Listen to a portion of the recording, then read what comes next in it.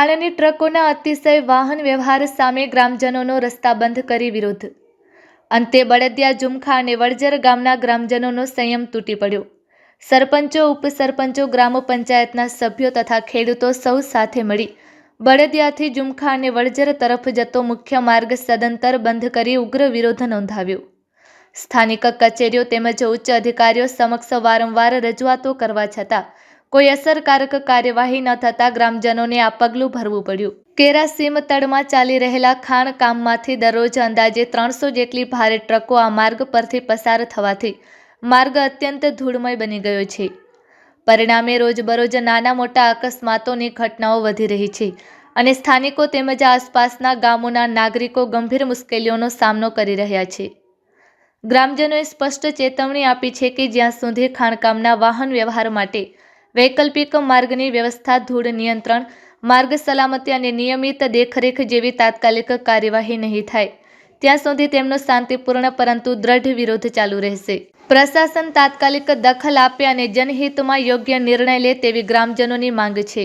ઝુમખાથી વડજર આપણે જે બધા ગ્રામજનો છે બધા એકઠા થયા છે અને આપણે આજે રસ્તો બંધ કરવામાં આવ્યો છે.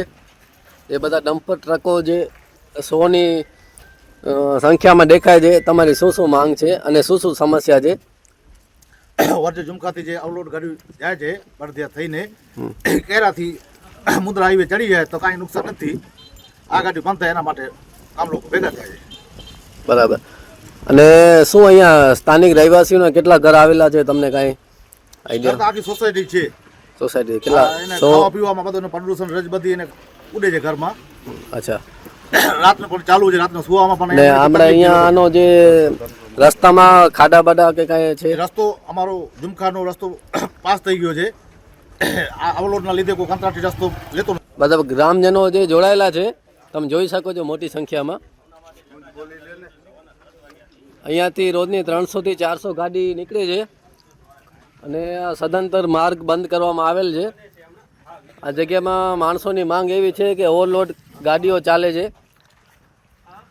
પછી આ રસ્તો જે મુખ્ય માર્ગ છે ખેડૂતોનો, ઝુમખા ગ્રામજનોનો, વડજર ગ્રામજનોનો સમગ્ર વસ્તુ લેવા માટે બળદિયામાં આવજાવ કરતા હોય છે અને તેને ગાડીઓથી આ નુકસાન થાય છે. રોજબરોજના એક્સિડન્ટ ને બધા આવા જે પ્રયત્નો છે ઓવરલોડ ગાડીઓ આપણે જોઈ શકું કરો.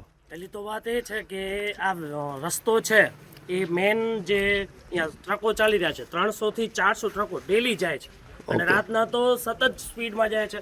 તેના કારણે પશુ હોય કે માણસ હોય, આજે અઠવાડિયાની અંદર એવા ઘણા બધા બનાવ બની જાય કે કોઈ માન બચતા રહી જાય છે, મરતા માણસ હોય કે પશુ હોય. હા, એક તો જાનમાનની નુકસાન છે જ, બીજો પર્યાવરણનો છે. બરોજના નાના એક્સિડન્ટો આ ઓવરલોડ ગાડીઓના કારણે રસ્તો તમે એક પગ રાખવા જેવો નથી.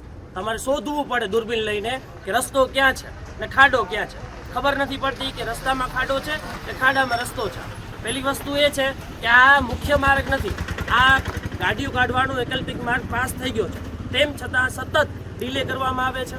આ માર્ગ આ ગાડીઓ માટેનું બનેલો નથી અને તેના જ કારણે કોઈ રસ્તો અહીંયા ટકતો નથી. ગામજનો પોતાના પ્રયત્ન નથી ખાડા પૂરે છે, પણ એ ખાડા જેમ દિવસો વીતતા જાય છે એ મોટા ને મોટા થતા જાય છે. તંત્રને અમારી એટલી જ માંગ છે કે જ્યાં સુધી શું તંત્ર એના માટે બેઠો છે કે કોઈક માણસ મૃત્યુ પામે ત્યારે જ કંઈક પગલાં લેવામાં આવે. સવારથી અહીંયા માણસો બેઠા છે પણ અધિકારીઓ હોય કે કોઈ પણ મોટા અધિકારીઓ હોય એમણે અહીંયાની વિઝિટ પણ લીધી નથી કે કોઈ પણ પ્રકારના પ્રશ્નોનો જવાબ દીધો નથી. અમારી એટલી જ વિનંતી છે કે આ જે માર્ગ છે એને કાં તો વૈકલ્પિક માર્ગ તરત ને તરત તૈયાર કરવામાં આવે કાં તો અમને સમયગાળો દઈ દેવામાં આવે કે ક્યારે આ માર્ગ ચાલુ થશે ફરીથી બીજો વૈકલ્પિક માર્ગ. આ માર્ગમાં અમે વાહનો ચાલવા દેશું નહીં. ખાસ કરીને જે ઓવરલોડ ગાડી છે એ, કેમ કે અહીંયા દરેકને એ સમસ્યા છે. જ્યાં સુધી આ પ્રશ્નનું નિરાકરણ નહીં આવે ત્યાં સુધી આ બળદિયા ગામ, ઝુમખા ગામ હોય કે એ વડજર ગામ હોય એના લોકો છે આ રસ્તાને છોડવાના નથી. અને અમારી માંગ એ જ છે કે જલ્દી અધિકારીઓ છે આ પ્રશ્નનું નિરાકરણ લાવે અને અમને કોઈક સાચો જવાબ આપે. એટલી જ અમારી વિનંતી. કોઈ પણ પ્રકારનું નહીં, ગ્રામજનો પોતાની રીતે પણ કાંઈ પ્રયત્ન કરતા હોય તો એના પર પણ મહેનત ઉપર પાણી ફરે છે. આ તમે જોઈ શકો છો કેટલું પોલ્યુશન છે. ગાયો છે એને ચરાવવા માટે કોઈ પણ પ્રકારની જમીન રહી નથી. માણસોને ખેતીવાડી કરવા માટે પણ આસપાસ છે એ કોઈ પણ પડતર જમીન રહી નથી કે જેનાથી એ સારી રીતે ખેતી કરી શકે. એ ખેતીમાં પણ આ જ રજ આવે છે, ખેતીમાં આ જ ડામર આવે છે. એથી ત્યાંથી જમીનના ભાવ પણ ઘટે છે. ખેડૂતને તો પેટ ઉપર પાટો પડે જ છે. સાથે સાથે જે બાજુમાં રહેનારો લોકો છે એને દરરોજ આ જે બોમ્બ ફોડી અને ભૂકંપ લાવવામાં આવે છે. આ કચ્છ છે એ 5 ઝોનમાં આવે છે. પણ આ બળદિયા ગામ હોય કે ઝુમખા ગામ હોય એની સરહદ તો છે એ ઝોનથી પણ આગળ નીકળી ગઈ છે. દરરોજ ભૂકંપના આંચકા આવે છે. અહીંયા બનાલ જે રહીશોના ઘર છે એનામાં નવો હોય કે જૂનો કોઈ અર્થ રહેતો નથી. એટલે ગમે તેટલું બાંધકામ કરવામાં આવે મજબૂત પણ એના પાયા હલતા જ હોય છે કેમ કે ભૂમિ જ હલવામાં આવે છે.